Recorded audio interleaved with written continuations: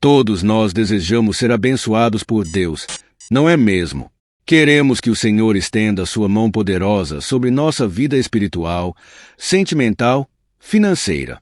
Queremos que Ele cuide da nossa saúde, da nossa família e nos mantenha longe do mal. E fazer tudo isso não é nenhum sacrifício para o Senhor. Veja o que o apóstolo Paulo disse. E Deus é poderoso para fazer que seja acrescentada toda graça, para que em todas as coisas, em todo tempo, tendo tudo o que é necessário, vos transbordem em toda boa obra.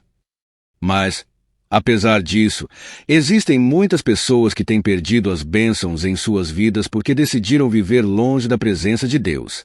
Elas preferem continuar no pecado, reclamando de tudo e desobedecendo aos ensinamentos de Cristo. Não há nada mais triste do que passar por este mundo sem experimentar a bondade do Senhor. Para que isso não aconteça com você, neste vídeo eu vou te mostrar 8 tipos de pessoas que Deus sempre abençoa. São 8 características baseadas nas bem-aventuranças citadas por Jesus no Sermão da Montanha, registrado no Evangelho de Mateus, capítulo 5. Mas para isso, assista esse vídeo até o final. Clique no botão inscrever-se se ainda não for inscrito no canal e ative o sininho das notificações para ser avisado todas as vezes que colocarmos um novo vídeo. Deixe o like no vídeo e ajude o canal a continuar propagando a verdade. Vejamos agora os 8 tipos de pessoas que Deus abençoa. Número 1. Pobre de espírito. O primeiro tipo de pessoa que Deus sempre abençoa é o pobre de espírito. Veja o que Jesus disse em Mateus capítulo 5, versículo 3. Bem-aventurados os pobres em espírito, pois deles é o reino dos céus. Esse é um dos primeiros ensinamentos do Sermão da Montanha, e não por acaso. A pobreza de espírito é o ponto de partida para a verdadeira vida cristã, pois ela envolve reconhecer nossa completa dependência de Deus.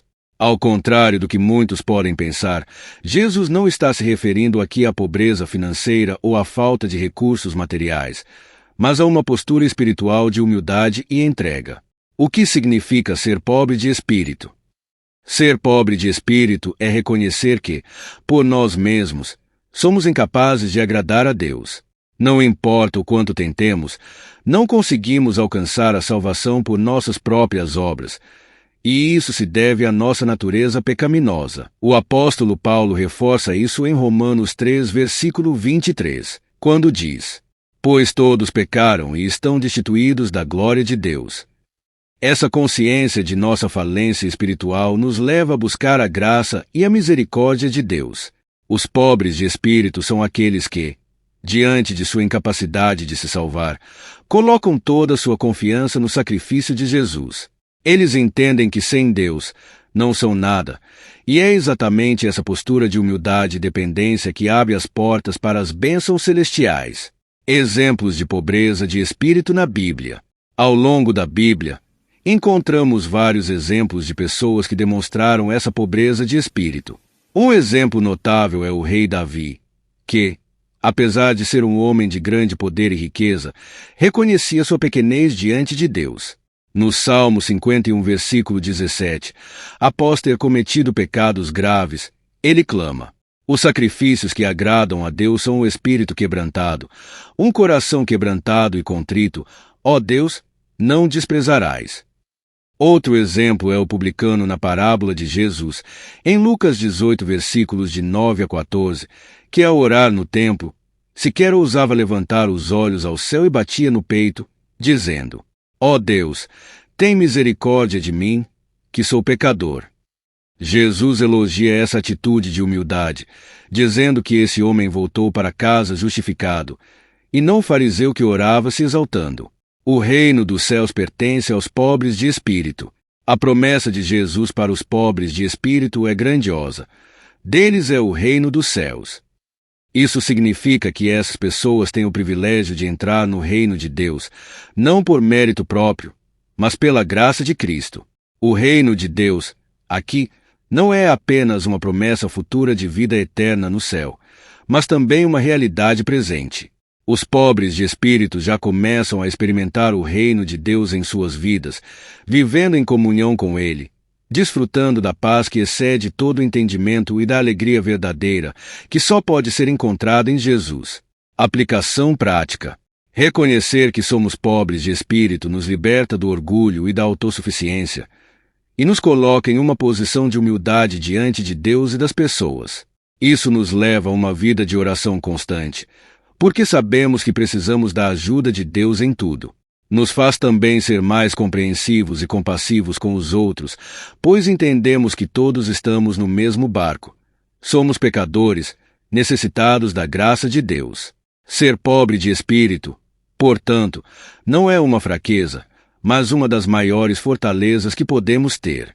Quando reconhecemos nossa fraqueza, é aí que o poder de Deus se aperfeiçoa em nós, como Paulo afirmou em 2 Coríntios capítulo 12, versículo 9. Minha graça é suficiente para você, pois o meu poder se aperfeiçoa na fraqueza. Assim, ao entender nossa pobreza espiritual e nos colocarmos humildemente diante de Deus, Ele nos eleva e nos abençoa com o que há de mais precioso, o seu reino. A verdadeira bem-aventurança, a verdadeira felicidade, começa com essa postura de humildade e dependência total de Deus. Portanto, se você deseja ser abençoado, o primeiro passo é reconhecer sua necessidade de Deus. Essa atitude abre as portas para uma vida abundante e cheia da presença de Deus. E, no final, a promessa do reino do céu será uma realidade para você. Número 2. Quem chora? O segundo tipo de pessoa que Deus sempre abençoa é aquele que chora. No Evangelho de Mateus, capítulo 5, versículo 4, Jesus afirma: Bem-aventurados os que choram, pois serão consolados. Esse versículo pode, à primeira vista, parecer estranho. Afinal, o que há de bom no choro? O que Jesus quer ensinar aqui é que o verdadeiro consolo de Deus é reservado para aqueles que choram pelos motivos certos, ou seja, pela dor espiritual e pelas injustiças que afligem a criação de Deus. Não se trata de um lamento pessoal, por perdas ou frustrações do cotidiano, mas de um choro que brota de um profundo senso de arrependimento e empatia. O choro pelo pecado. O choro ao qual Jesus se refere é o que nasce do arrependimento e da tristeza causada pelo pecado. Quando reconhecemos a seriedade do pecado e a separação que ele causa entre nós e Deus, nosso coração se quebranta. Este é o choro que Davi expressa no livro de Salmos, capítulo 51, versículo 17, quando diz: Os sacrifícios para Deus são um espírito quebrantado. A um coração quebrantado e contrito não desprezarás, ó Deus. Este tipo de choro não está relacionado apenas com nossos próprios pecados, mas também com o pecado que vemos ao nosso redor. Ao olhar para a condição do mundo, violência, injustiça, corrupção, egoísmo, nossos corações se enchem de tristeza. Não conseguimos ficar indiferentes ao sofrimento e à maldade que reinam. Esse sentimento de compaixão é o que nos aproxima de Cristo, porque nosso coração passa a refletir o coração dele. O choro pelos outros. Além de lamentarmos pelo nosso próprio pecado, somos chamados a chorar pelas injustiças do mundo e pelos pecados das outras pessoas. A Bíblia nos mostra vários exemplos de pessoas que se angustiaram não apenas por si mesmas, mas pelo estado espiritual do seu povo e do mundo. Neemias, ao saber que Jerusalém estava em ruínas e que seu povo havia sido desobediente a Deus, chorou e jejuou por dias. Neemias, capítulo 1, versículo 4. Daniel, da mesma forma, confessou os pecados do povo diante de Deus, pedindo misericórdia e arrependimento por todos. Daniel, capítulo 9, versículos 3 a 5. Jesus também chorou. Em Evangelho de Lucas, capítulo 19, versículo 41, vemos Jesus chorando sobre Jerusalém, porque a cidade não reconheceu o tempo da visitação de Deus e rejeitou o Messias. O coração de Jesus se entristeceu por ver o povo se afastando da verdade e caminhando em direção à destruição. Este é o tipo de choro que move o coração de Deus. Quando olhamos ao nosso redor e sentimos compaixão pelo sofrimento do próximo, quando nos entristecemos pela dureza do coração humano e pela recusa em seguir o caminho de Deus, estamos refletindo o caráter de Cristo. Deus abençoa quem sente essa dor, porque ele sabe que esse coração está alinhado com os seus sentimentos. Assim como Jesus, que demonstrava amor e compaixão por todos, aqueles que choram pelo estado espiritual do mundo também serão consolados. A promessa do consolo. A promessa de Jesus para os que choram é poderosa. Serão consolados. Esse consolo não é superficial ou temporário, mas vem do próprio Deus. O consolo divino não é apenas um alívio momentâneo, é uma cura profunda para a alma. A Bíblia nos assegura que Deus está sempre perto daqueles que têm um coração quebrantado, como em Salmos 34, versículo 18, que está escrito: O Senhor está perto dos que têm o coração quebrantado e salva os de espírito abatido. Essa proximidade de Deus traz conforto, esperança e restauração. Deus vê o coração contrito e não apenas oferece consolo, mas também transforma vidas. Esse consolo começa aqui na terra, com a presença do Espírito Santo, que nos sustenta nas tribulações, e culmina na vida eterna, onde Deus enxugará toda lágrima. Apocalipse, capítulo 21, versículo 4. Como vivenciar esse tipo de choro? Se queremos experimentar essa bem-aventurança e ser abençoados por Deus, precisamos aprender a chorar pelos motivos certos. Isso começa com uma consciência profunda do pecado, tanto nosso quanto do mundo ao nosso redor. Precisamos parar de olhar apenas para nossas dificuldades pessoais e abrir os olhos para as necessidades espirituais daqueles que estão à nossa volta. Nosso choro deve ser acompanhado de uma oração sincera para que Deus transforme corações, traga arrependimento e promova a reconciliação entre ele e seu povo. Esse tipo de clamor tem poder. Em Ezequiel, capítulo 9, versículo 4, Deus ordena que o anjo marque na testa os que choram e suspiram por causa de todas as abominações que se cometem em Jerusalém, mostrando que Deus não ignora as lágrimas dos justos. Se você sente que seu coração está endurecido, que não consegue se comover com o pecado e o sofrimento ao seu redor, peça a Deus que mude isso.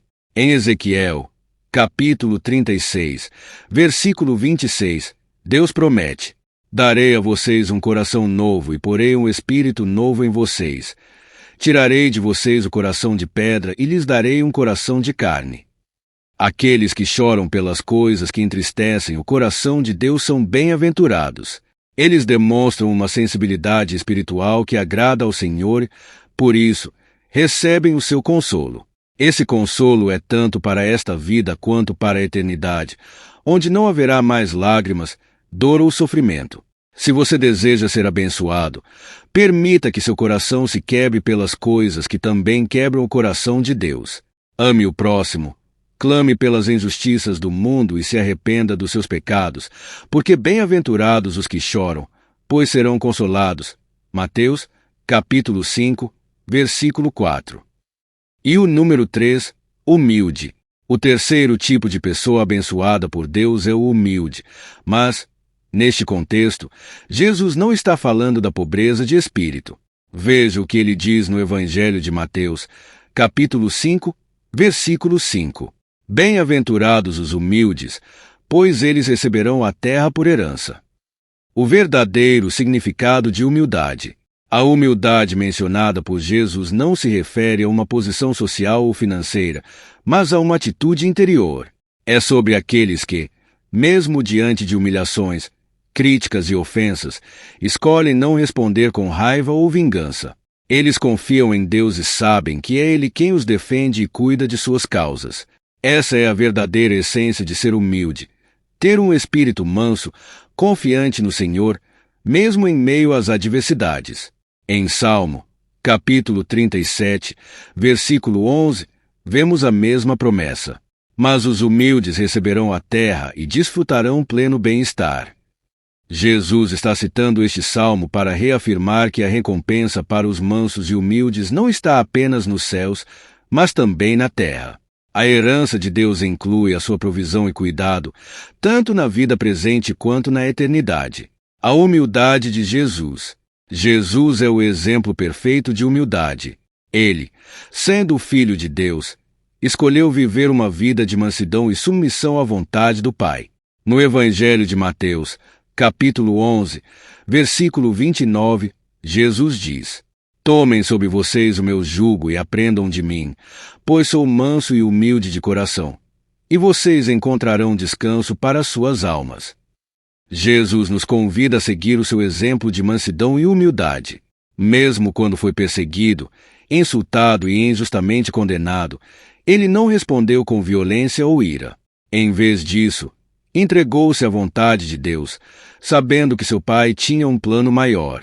Isso nos ensina que, diante das adversidades, devemos ser pacientes e confiar no Senhor, em vez de buscar vingança ou retribuição. Mansidão não é fraqueza. É importante entender que a mansidão e a humildade não são sinais de fraqueza. Na verdade, requer grande força para conter a própria ira e reagir com paciência diante das provações. O apóstolo Paulo nos lembra que essa humildade é fruto do Espírito Santo em nós. Em carta aos Gálatas, capítulo 5, versículo 23, ele diz que a mansidão é um dos aspectos do fruto do Espírito.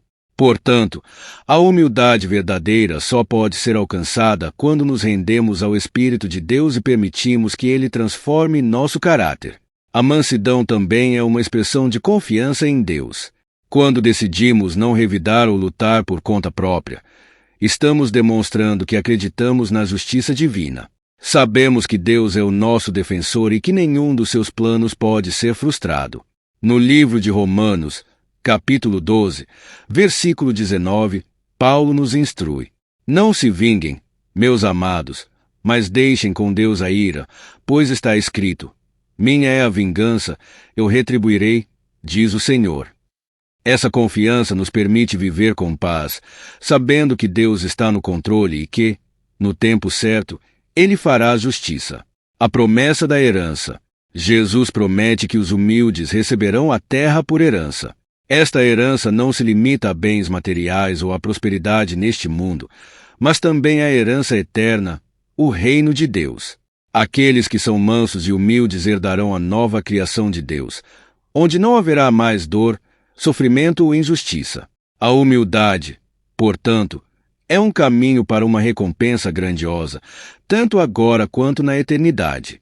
O apóstolo Pedro reforça essa promessa em primeira carta de Pedro, capítulo 5, versículo 6.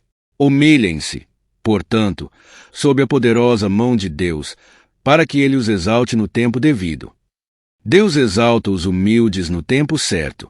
Talvez, agora, a humildade seja vista como fraqueza ou inferioridade, mas Deus vê aqueles que se submetem a Ele. No tempo apropriado, Ele os honrará. Se queremos ser abençoados por Deus e receber a terra por herança, devemos cultivar um espírito de humildade. Isso começa com a entrega total ao Senhor e a confiança de que Ele é o nosso defensor. Não devemos buscar nossa própria vingança ou retribuição, mas confiar que Deus faz justiça e recompensa os que agem com mansidão. Em Filipenses, capítulo 2, versículo 3, o apóstolo Paulo nos instrui sobre como praticar a humildade em nossas vidas. Nada façam por ambição egoísta ou por vaidade, mas humildemente considerem os outros superiores a vocês mesmos. A humildade bíblica envolve não apenas uma atitude de paciência diante das provações, mas também uma disposição de colocar as necessidades e o bem-estar dos outros acima dos nossos próprios interesses. Quando agimos com esse tipo de humildade, nos tornamos mais semelhantes a Cristo e, por isso, somos abençoados. Os humildes são bem-aventurados porque eles seguem o exemplo de Jesus, vivendo com paciência, mansidão e confiança em Deus, mesmo em meio às adversidades. Eles sabem que Deus está no controle e que, no tempo certo, Ele os recompensará. A promessa de Jesus é que eles receberão a terra por herança, Mateus, capítulo 5, versículo 5, tanto aqui, com o cuidado de Deus, quanto na eternidade, onde desfrutarão de sua presença para sempre. Se você deseja ser abençoado por Deus, cultive a humildade. Confie no Senhor, seja paciente diante das provações e trate os outros com respeito e consideração. Deus vê os humildes e promete exaltá-los no tempo devido, dando-lhes uma herança eterna. Número 4. Busca a justiça. O quarto tipo de pessoa abençoada por Deus é aquele que busca a justiça. No Evangelho de Mateus, capítulo 5, versículo 6, Jesus disse: Bem-aventurados os que têm fome e sede de justiça, pois serão satisfeitos. Ter fome e sede de justiça significa viver com um profundo desejo de ver a retidão de Deus manifesta, tanto em nossas próprias vidas quanto ao nosso redor. Não se conformar com as injustiças do mundo é essencial para quem deseja seguir os ensinamentos de Cristo. Deus chama cada um de nós para sermos agentes de mudança, e a melhor forma de combater a injustiça é viver de maneira justa e íntegra, refletindo os princípios do Evangelho em nossas ações cotidianas. Viver em justiça envolve resistir às tentações que nos afastam do caminho correto e fazer o que é certo, mesmo quando é difícil ou impopular. O mundo constantemente nos oferece oportunidades de agir de forma injusta, seja através de subornos, mentiras ou outras formas de engano. Porém, ao escolher a justiça, escolhemos andar no caminho de Deus, e Ele promete que seremos satisfeitos, recompensados por nossa fidelidade. Esse tipo de justiça não está apenas relacionado às questões sociais, mas também à forma como conduzimos nossas próprias vidas. Ser justo é viver de acordo com a vontade de Deus, obedecendo aos seus mandamentos e buscando a paz, a equidade e o amor para com o próximo. Quando vivemos com essa fome e sede de justiça, atraímos as bênçãos de Deus para nós, pois Ele vê nossos esforços e se agrada deles. O compromisso com a justiça é uma marca do verdadeiro seguidor de Cristo. Aqueles que buscam a justiça são abençoados por Deus porque refletem o seu caráter. Deus é justo em todos os seus caminhos e espera que, como seus filhos, também caminhemos de forma justa, trazendo luz e retidão a um mundo muitas vezes corrompido pela injustiça. Se você deseja ser satisfeito por Deus, continue buscando a justiça, mesmo que pareça difícil. A promessa de Jesus é clara.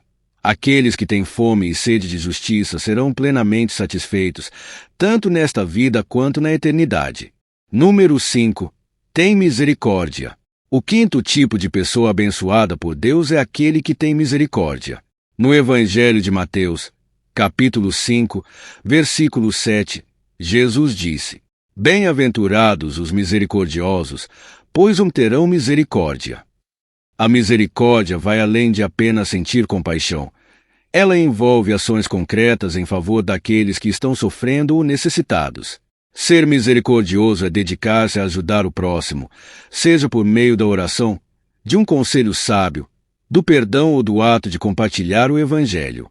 Quando mostramos misericórdia, estamos refletindo o caráter de Deus, que é misericordioso para conosco, perdoando nossas falhas e nos dando novas chances. E essa promessa de Jesus é clara. À medida que oferecemos misericórdia, também receberemos misericórdia de Deus. Portanto, em vez de julgar ou condenar, devemos ser instrumentos de graça, sempre dispostos a ajudar e amar os outros, da mesma forma que fomos amados e perdoados pelo Senhor. Número 6. Puro de coração. O sexto tipo de pessoa abençoada por Deus é o puro de coração. Ainda no Evangelho de Mateus capítulo 5, no versículo 8, está escrito: Bem-aventurados os puros de coração, pois verão a Deus. Os puros de coração são aqueles que buscam manter suas mentes e corações livres de malícia, falsidade e impureza. Eles não permitem que pensamentos ou sentimentos que desagradam a Deus dominem suas vidas. Em vez disso, vivem em santidade, afastando-se de tudo que pode distanciá-los do Senhor. Essa pureza não significa perfeição, mas um compromisso constante de buscar a vontade de Deus e alinhar suas ações, pensamentos e sentimentos com os princípios de Cristo. A promessa é extraordinária: verão a Deus. Isso quer dizer que aqueles que vivem com um coração puro terão um relacionamento mais íntimo e profundo com o Criador, percebendo sua presença e obra em suas vidas. O número 7, pacificador. O sétimo tipo de pessoa abençoada por Deus é o pacificador. No Evangelho de Mateus, capítulo 5, versículo 9, Jesus disse: Bem-aventurados os pacificadores, pois serão chamados filhos de Deus. Os pacificadores são aqueles que se dedicam a promover a paz entre as pessoas e a resolver conflitos. Eles trabalham para a reconciliação entre irmãos, casais e até mesmo em comunidades mais amplas. Seu papel é também compartilhar o Evangelho, trazendo a mensagem de paz e amor de Cristo para um mundo que muitas vezes está em desacordo. Ser um pacificador envolve a habilidade de ouvir, entender diferentes perspectivas e buscar soluções que promovam a harmonia. Ao agir assim, os pacificadores não apenas ajudam a restaurar relacionamentos, mas também refletem o caráter de Deus, que é um Deus de paz. Como resultado, eles são chamados filhos de Deus, reconhecidos como aqueles que seguem o exemplo de Cristo e promovem a paz verdadeira. Número 8. Perseguidos por causa da fé. O oitavo tipo de pessoa abençoada por Deus são os perseguidos por causa da fé em Cristo. No Evangelho de Mateus, capítulo 5, versículo 10, Jesus disse: Bem-aventurados os perseguidos por causa da justiça, pois deles é o reino dos céus. Ao longo da história, muitos cristãos enfrentaram perseguições por causa de sua fé. Esses momentos de sofrimento e oposição são parte da jornada de fé, mesmo que possam parecer distantes de nossa realidade atual. Todos nós podemos enfrentar algum tipo de perseguição por viver de acordo com os princípios de Cristo. Não desanime diante das dificuldades.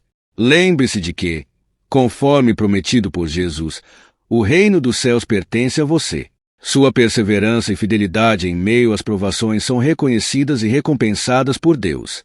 Ele está com você em cada desafio, fortalecendo-o e guiando-o.